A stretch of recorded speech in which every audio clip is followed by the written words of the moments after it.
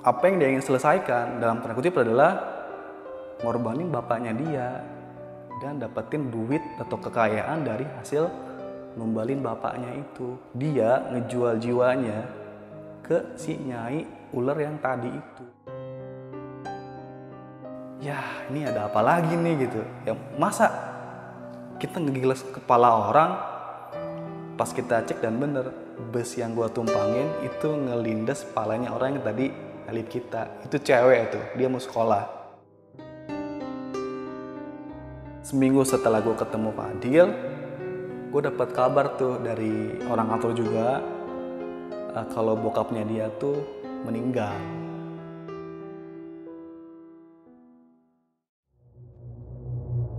Assalamualaikum warahmatullahi wabarakatuh. Selamat malam teman-teman. Balik lagi di Lentera Malam bareng gue Adit. Sekarang kita lagi ada di segmen Saksi Misteri nih. Seperti biasa, kalau di segmen Saksi Misteri, gue selalu datangin narasumber untuk menceritakan pengalaman mistisnya nih. Nah, kali ini adalah tamu yang cukup spesial nih, karena dia udah beberapa kali cerita di Lentera Malam dan banyak juga yang request untuk dia cerita lagi di sini. Nah, kita kenal dulu sama narasumbernya.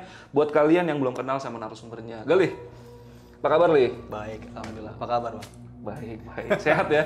Ya, alhamdulillah sehat. Gimana nih kabar Derby Romero sekarang nih? Derby Romero. Betulan tadi ngontak si mau kemana? Mau syuting. Jadi buat kalian ini di video pertamanya si Gale itu dia banyak banget yang bilang kalau dia ini mirip Derby Romero. Waduh. Yaudah kita skip dulu lah. Lu kali ini mau cerita apa nih, Lih? Yang akan lu bawain sekarang ini nih? Ya, gue mau cerita tentang gue jadi nganterin temen gue dulu, udah 2018, dia numbalin bapaknya. Waduh. 2018 lalu? Iya, 2018 dia numbalin bapaknya, dia buat perjanjian dengan siluman ular mungkin. Ya, pokoknya badannya tuh, mukanya muka manusia, tapi badannya ular. Dia buat perjanjian sama makhluk itu, dan enaknya sekarang dia stres. Waduh, ini pesugihan untuk kekayaan nih? Iya, buat kekayaan. Waduh, ini lagi-lagi kita dapat cerita tentang pesugihan, dan ini gue minta kalian tonton video ini sampai habis karena ini ceritanya epic banget, karena gue udah baca dulu ceritanya sebelum si Gal ini cerita. Jadi buat kalian tonton video ini sampai habis, jangan di skip ceritanya, skip aja iklannya. Dan sebelum masuk ke ceritanya, Lih, Twitter lo apa Lih? Karena si Gal ini suka nulis di Twitter nih. Oke, Twitternya adalah GLH Natasha Smita. Oke, nanti linknya gue taruh di deskripsi. Dan buat kalian yang belum nonton video Gali sebelumnya di Lentera Malam, kalian cek aja link yang ada di deskripsi, nanti gue cantumin di situ video si Gali yang sebelum-sebelumnya cerita di Lentera Malam. Dan kalian abis nonton video ini mampir-mampir lah ke Twitternya si Gali buat nyapa-nyapa Gali lah, karena udah mau share ceritanya ke kalian. Yaudah, paling karena udah kelamaan openingnya, sebelum kalian dengar ceritanya, kalian tonton dulu iklannya.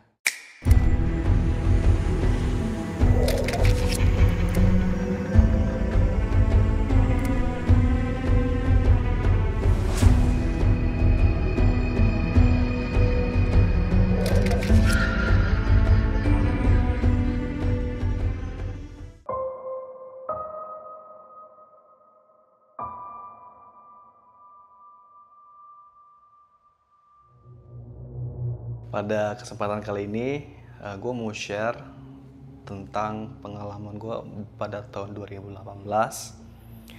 Waktu itu, ini sekali pertamanya gue nganterin temen yang benar-benar temen akrab banget buat numbalin bapaknya sendiri. Dia kayak ngelakuin sebuah pesugihan di Kabupaten Sukabumi, tepatnya di selatan Sukabumi.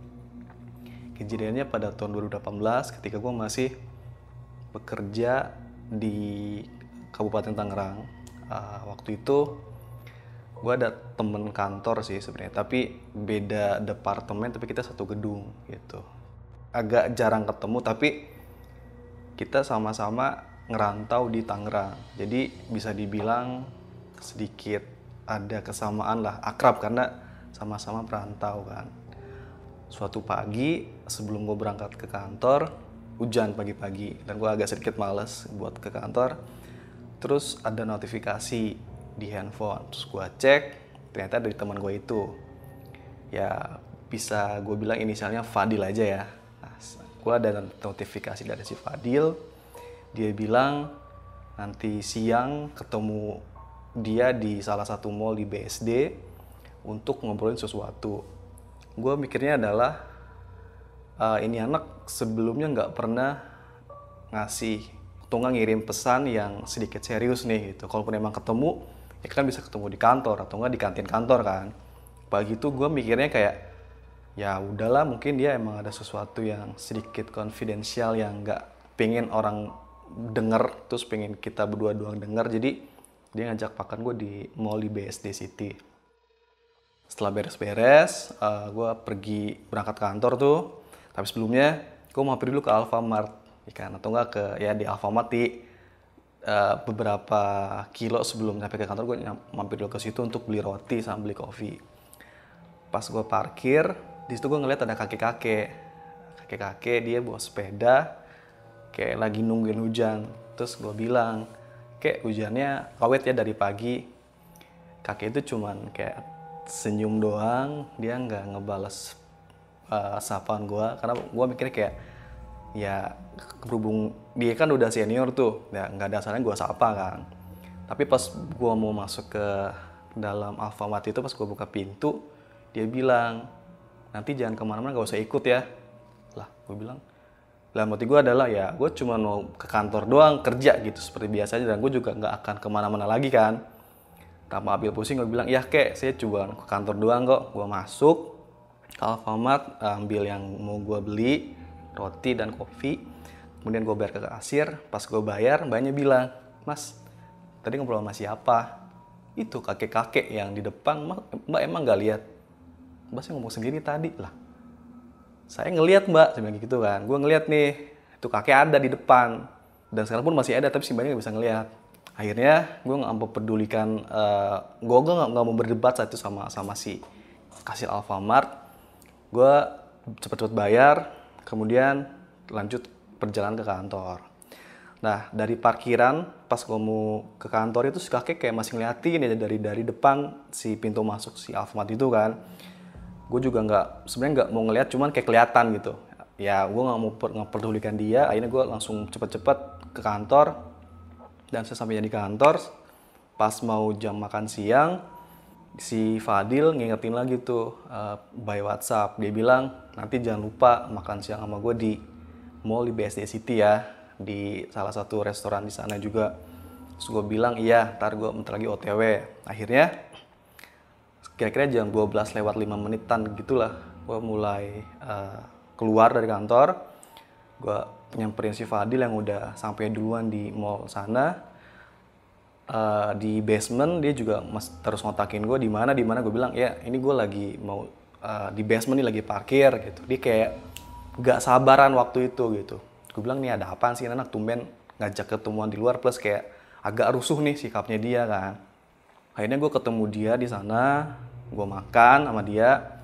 Terus dia bilang nanti hari Sabtu ikut gue ke Sukabumi ya. Sukabumi ngapain deal gitu kan, ikut aja, gue ada yang mau diberesin. Sukabumi kan emang tempat tinggalnya dia kan. Gue pikir sih ke Sukabumi ya buat jalan-jalan doang gitu, main ke rumahnya dia, refreshing. Terus gue ya ngeiyain ajakan si Fadil, karena ya gue mikirnya itu cuman buat have fun gitu di sana, buat refreshing kan.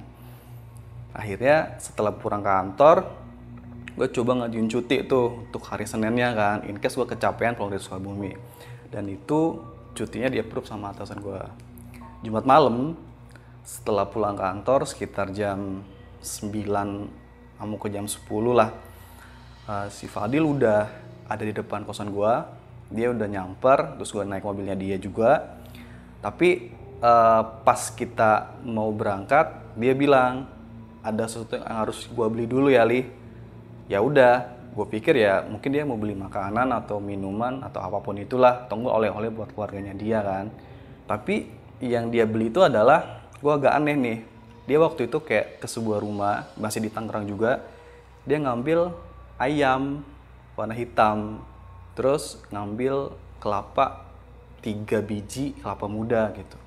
Terus gue pikir, lu ngapain ngambil pesenan kayak ayam hitam terus kayak kelapa muda gitu-gitu? Ya dia nggak jawab. Juga pikir ya itu mungkin ayam itu nanti akan disembelih terus akan dibakar mungkin di sana untuk jadi santapan kita kan. Ya gue nggak mau pedulikan sih. Tapi Di jalan gue cari tahu tuh itu ayam kok ayamnya beda nih, ya kan, dia ayamnya warna hitam gitu. Sementara yang sering gue lihat adalah ya kulitnya yang biasa aja, nggak yang warna hitam kan. Gue cari tahu, ternyata itu ayam cemani, ya kan. Yang mana ayam cemani itu adalah ayam yang memang syarat untuk salah satu ritual magic gitu. Gue baru tahu pas gue ngelihat bentuknya seperti itu.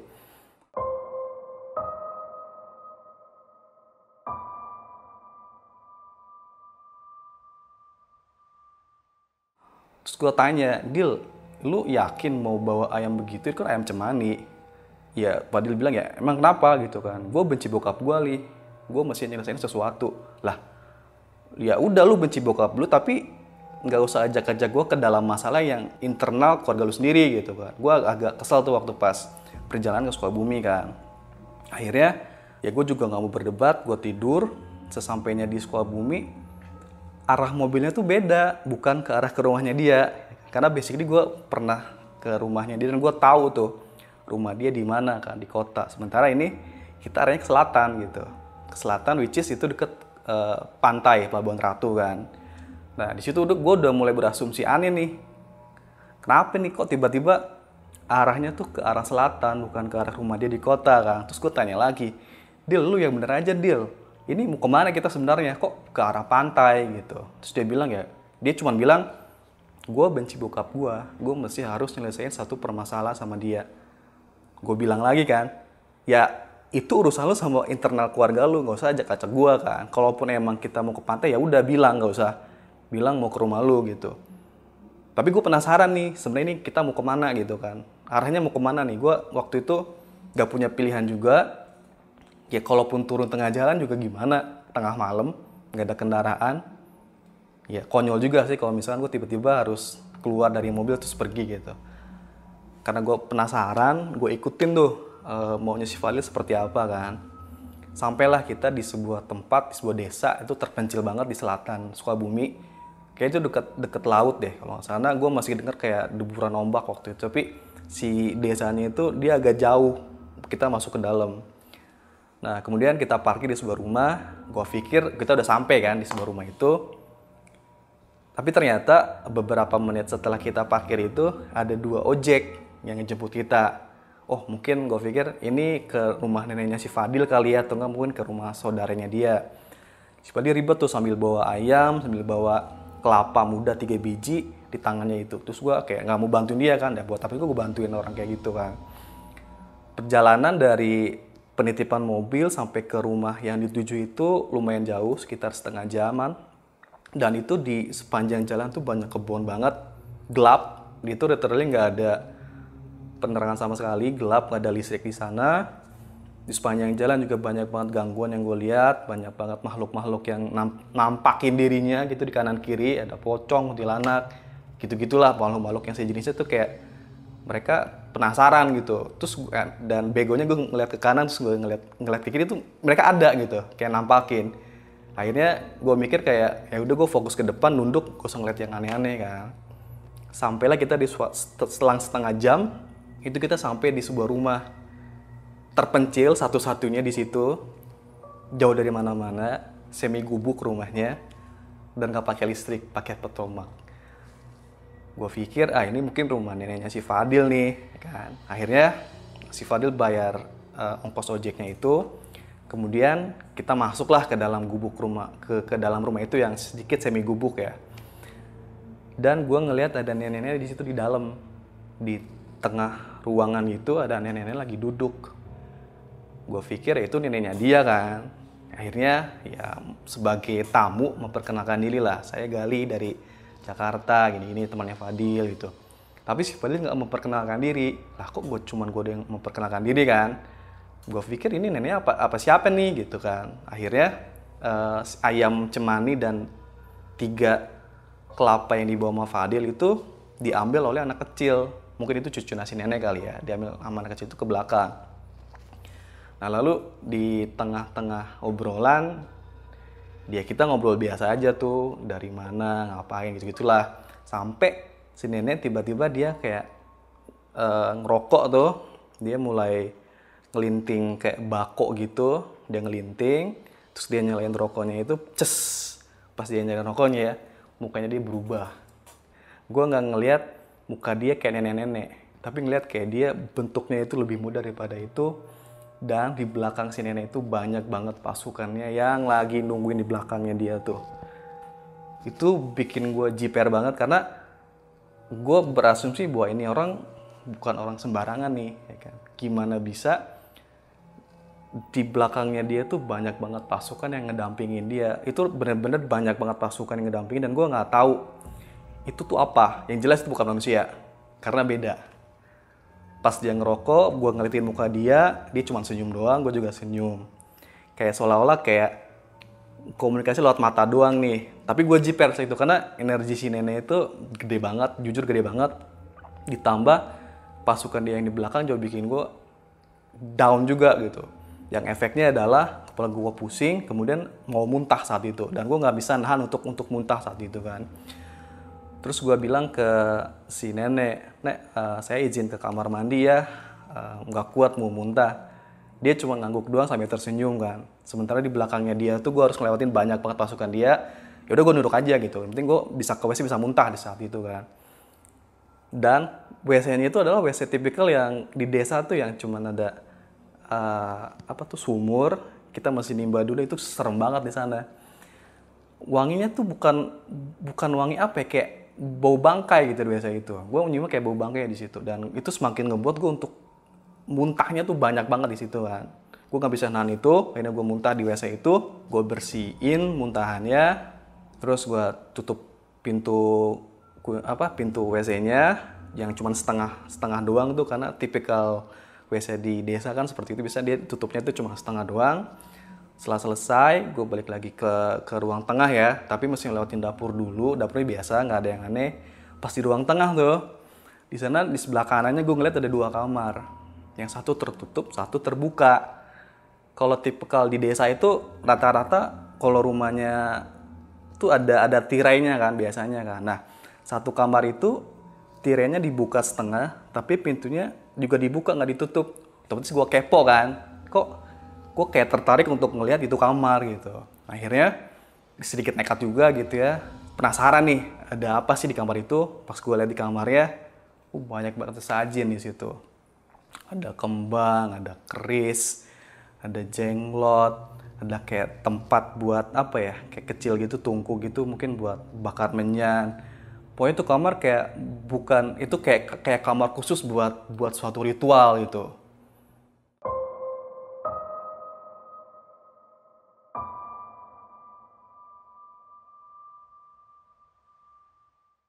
Akhirnya gue juga bingung nih dalam posisi yang ya kok gue bisa terjebak di dalam kondisi yang gue juga nggak bisa keluar dari situ saat itu kan. Kenapa gue nggak bisa keluar? Karena pasukan si nenek di depan tuh banyak banget. Di depan rumah itu lagi pada ngejagain. Seolah-olah gue nggak bisa keluar saat itu. Terus gue coba ambil handphone, gue WhatsApp si Fadil, gue bilang, "Dil, ini udah nggak bener nih. Gue tahu ini si nenek ini sebenarnya bukan orang biasa kan, dia dukun kan."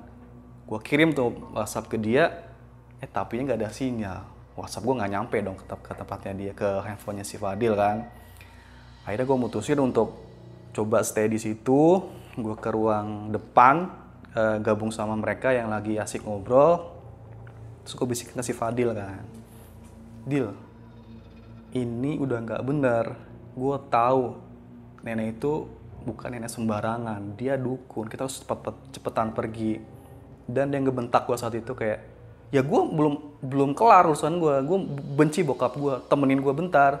Lah, gue bilang kan, ya lu kalau emang ada masalah dengan keluarga nggak usah ajak-ajak gue juga gitu. Gue emang temen lu tapi nggak usah diposisikan gue seolah-olah kayak harus ikut apa yang lu lakuin gitu. Gue nggak mau ada sesuatu yang terjadi sama diri gue selanjutnya gitu kan. Tapi gue penasaran nih apa yang akan dilakukan sama si Fadil kan saat itu. Gue nggak ngebalas omongan dia, gue cuma diam. Dan beberapa saat setelahnya, si nenek ngajak kita ke kamarnya itu. Tapi gue tetap bilang ke si Fadil harus pergi dari situ juga, tapi dia tetap nggak mau. Dia nggak dengerin apapun yang gue omongin, kayak seolah-olah pikiran tuh kosong saat itu. Dan dia tetap ngikutin apa yang si nenek itu bilang. Gue masuklah ke kamarnya si nenek, ditutuplah tirainya itu. Dia duduk, kita berhadapan, gua berdua di sini, nenek di depan. Terus Fadil ngambil sesuatu dari tasnya yang dibalutin sama kain warna putih, diikat sama karet, dia buka, dia kasih ke si nenek. Dan itu apa? Itu adalah foto bapaknya Fadil, rambutnya bapaknya Fadil, dan kuku bapaknya Fadil. Dan saat itu gue bisa bilang bahwa ini orang mau nyelakain bapaknya nih. Karena bagian tubuh bapaknya tuh dia buat dan saya ke si nenek. Si nenek cuma tersenyum dan dia bilang, sudah siap dengan konsekuensinya. Ya Fadil siap-siap aja. Ngapain dia nggak siap kalau misalnya dia datang ke situ kan. Beberapa saat setelahnya itu, anak kecil yang waktu itu dia ngambil ayam cemani dan kelapa muda, dia datang tuh. Dia datang ngasih kayak gelas gitu yang isinya tuh darah. Yang itu tuh darah ayam cemani yang si Fadil bawa. Dikasih lah darah itu ke si nenek kan. Terus gue bilang, Dil, lu yakin ini praktekan setan loh, gue bilang kan. Ini udah nggak bener nih, cabut aja tuh. Dia nggak mau, dia even nggak ngedengerin apa kata gue kan. Dia tetap fokus untuk ngejalanin misinya dia untuk nyelakain bapaknya. Kemudian si nenek mulai membaca mungkin kayak semacam mantra dalam bahasa Sunda, dan ada sedikit ayat-ayat dalam bahasa Arab yang gue juga ngerti itu artinya apa. Kemudian dia di dalam tungkunya itu yang kecil itu dia sediain menyan, beberapa menyan. Kemudian dibakar menyan itu, dan saat dia bakar menyan itu seruangan bau banget dan itu baunya nggak enak. Lalu pas menyan dibakar itu si nenek masih mulutnya tuh kayak komat kamit gitu dalam bahasa Sunda, dan gue nggak ngerti itu ngomong apa. Gue orang Sunda kan, tapi gue nggak tahu itu ngomongnya apa karena bahasanya gue nggak pernah denger gitu, kayak bahasa mantra untuk manggil seseorang gitu kan, kayak untuk manggil orang nih, yang si nenek itu bilang. Kemudian darah ayam cemani yang tadi diantar sama anak kecil itu ditetesin lah ke dalam tungku itu. Kemudian digabungin dengan rambut sama kuku bapaknya Fadil juga dimasukin ke situ sekaligus ke dalam menyan. Saat itu bau darah iya, bau rambut iya, bau kuku juga iya, dan bumbunya juga iya. Jadi semua bau itu nyatu dalam satu tempat itu, dan gue nggak bisa ngapa-ngapain. Gue mau keluar, di belakang ada dua genderuwo yang lagi nungguin gue, dan itu gue juga nggak bisa untuk nekat keluar, dan gue juga takut kalau misalkan terjadi sesuatu sama diri gue kan. Setelah beberapa menit si menyannya itu nyatu dengan kuku dan rambut bapaknya Fadil, itu tiba-tiba angin kenceng banget, gede banget itu angin, muncullah satu sosok wanita. Cantik banget emang tuh wanita. Cantik, dia berada di samping si nenek, tapi mukanya tuh manusia. Gue lihat dia manusia cantik, tapi badannya, kakinya dia tuh ular gitu. Terus gue kayak, ini makhluk apa lagi gitu yang ada di depan gue kan. Gue udah cukup muak dengan dua genderuwo di belakang, terus ditambah di depan gue ada satu cewek, tapi badannya tuh ular. Dan gue nggak tahu itu siapa. Si nenek cuma bilang itu Nyai. Ya, terus mau apa nih si Fadil dengan si Nyai itu kan? Apakah dia mau bersekutu atau mau gimana? Gue nggak tahu kan. Si nenek bilang lagi ke si Fadil, udah siap konsekuensinya ya. Dia ada beberapa syarat yang harus, nenek tuh bilang ada beberapa syarat yang harus dipenuhi oleh Fadil. Jadi setiap malam Selasa, dia harus nyediain sesajen di dalam ruangan khusus di rumahnya dia. Satu kamar itu nggak boleh dibuka. Setiap malam Senin, si ular itu akan datang atau si Nyai itu akan datang ke tempatnya Fadil. Dan gue juga bingung mau gimana, mau ngelawan pun gak bisa. Karena gue diam, gue cuma bisa ngeliatin si Fadil mengiyakan semua persyaratan yang si nenek itu berikan. Dan gue gak bisa ngasih tahu beberapa persyaratan lagi karena sifatnya konfidensial. Setelah itu Fadil ngasih foto bapaknya dia ke si nenek. Diambillah foto bapaknya itu ke si nenek yang melihatnya. Kemudian nenek itu mengasapi foto bapaknya itu, kayak gitu-gituin. Karena kan tadi dia habis bakar menyan rambut bapaknya sama kuku bapaknya kan. Nah dia diasap-asapin tuh fotonya tuh. Sambil si ular itu sini itu ngeliatin foto bapaknya juga gitu. Terus gue mikir kayak, wah ini anak nih mau ngapain bapaknya nih gitu kan. Tapi gue nggak berani untuk berontak saat itu kan, karena gue juga takut ya kan. Di belakang gue ada genderuwo, depan gue ada makhluk begitu. Terus gue mesti gimana? Gue cuma bisa diem doang saat itu.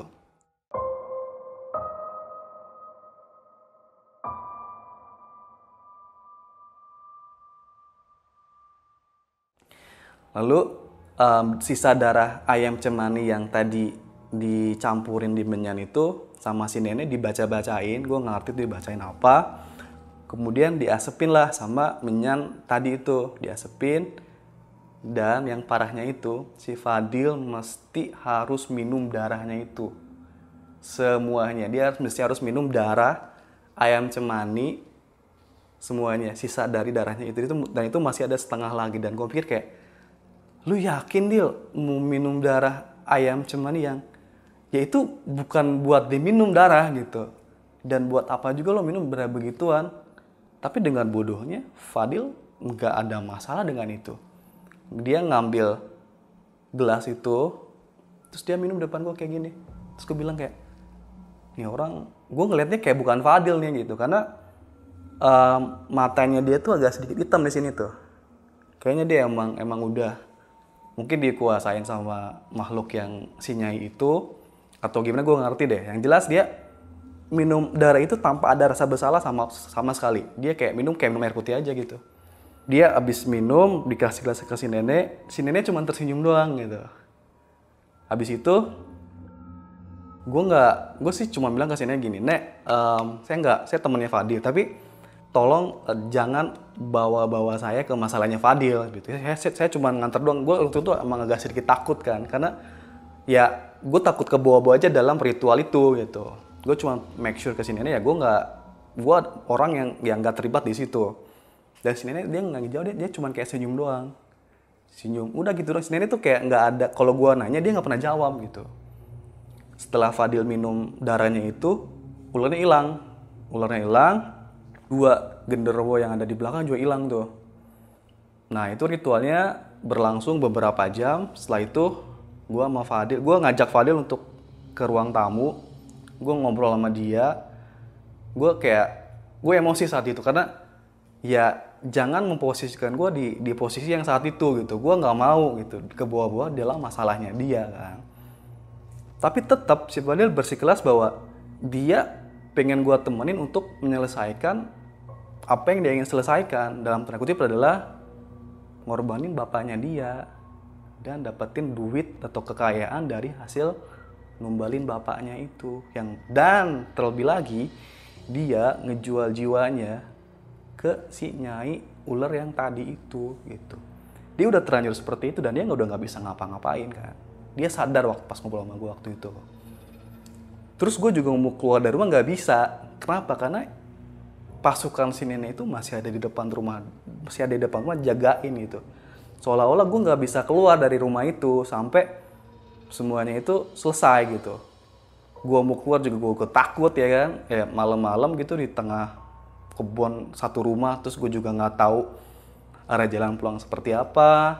Nggak ada kendaraan juga. Mau minta tolong ke siapa? Handphone pun mati kan, sinyalnya nggak ada tuh. Gue bener-bener di posisi yang gue bingung mau ngapain gitu. Gue nggak punya pilihan lain selain nunggu sampai keadaannya selesai.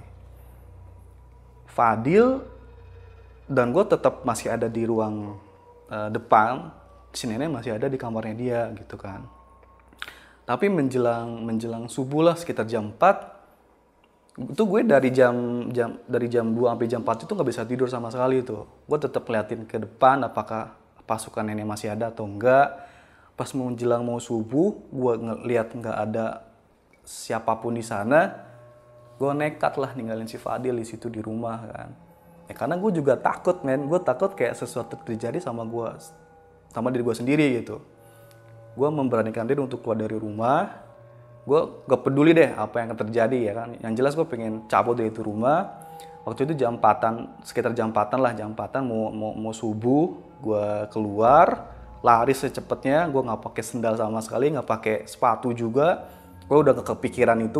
Yang gue pikirkan adalah gimana caranya gue bisa keluar dari rumah itu dengan selamat gitu. Dan gue nggak peduli entah itu gue nginjak batu atau nggak nendang batu, gue nggak peduli tuh saat itu. Yang gue pikir gue harus ngejauh dari rumah itu kan.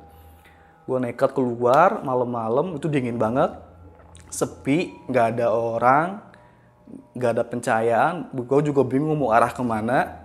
Sempat jatuh juga beberapa kali kan nendang batu, tapi gue nggak peduli gitu. Gue harus lari sejauh mungkin dari rumah itu kan. Akhirnya gue lari sekencang mungkin.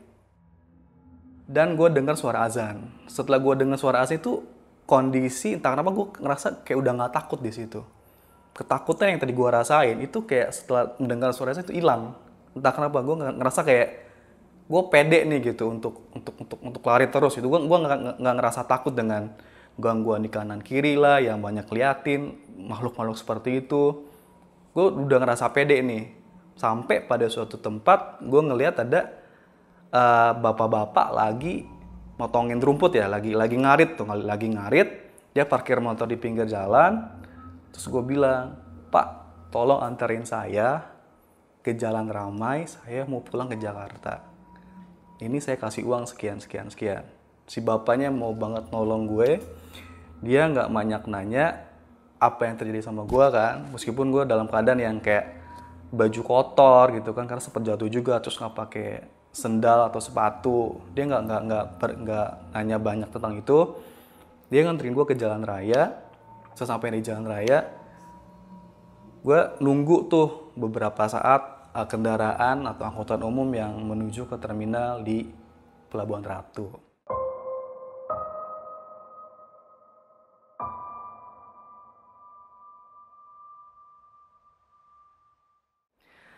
Akhirnya gue dapet kayak bus kecil 3/4 gitu.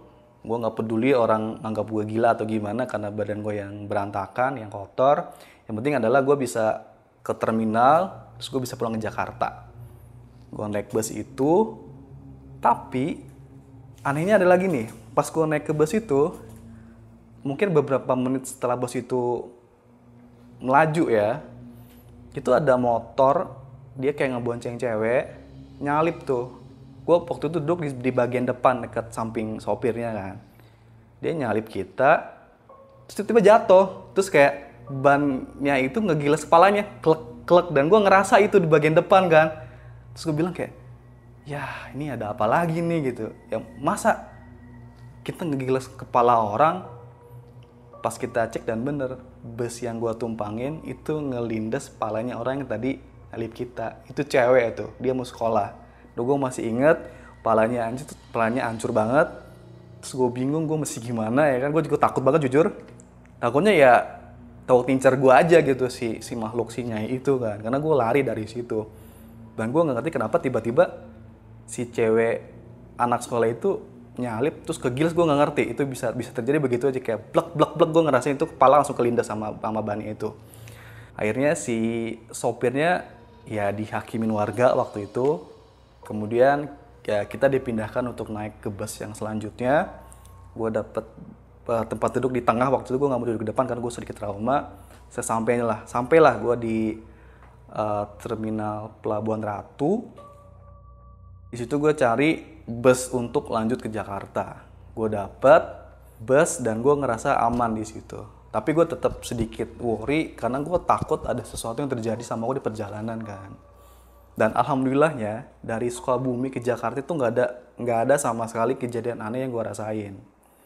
Singkat cerita, di hari Selasa, karena gue hari Senin cuti kan, di hari Selasa gue ketemu sama si Fadil di parkiran. Gue waktu itu mau pulang, maghrib lah, sekitar mau maghrib gue mau pulang. Biasanya nyaliin mobil dulu, manasin mobil. Si Fadil nyamperin gue tuh. Gue agak kesel sebenarnya sama dia kan, karena ya lu udah berbuat seperti itu, lu udah numbalin bokap lu juga, lu sekarang masih bisa nyapa gue gitu, kayak seolah-olah gak terjadi apapun kan. Terus gue bilang, gimana Dil? Udah kaya sekarang. Nah, gue agak sedikit nyir sama dia tuh. Dia cuma tersenyum doang, terus dia bilang, ya bentar lagi Lali, tungguin aja. Ntar juga lu tahu kalau misalnya gue dapet duitnya, lu juga mau kan? Dalam hati gue nih, gue gak mau terlibat lagi apapun dengan urusan lu Dil gitu. Gue cukup tahu apa yang lu lakuin saat itu. Gue gue udah nggak mau lagi tahu tentang lu gitu. Akhirnya gue nggak ngeladenin dia, gue cepetan cabut pulang ke kosan saat itu. Seminggu setelah gue ketemu Fadil, gue dapat kabar tuh dari orang kantor juga kalau bokapnya dia tuh meninggal.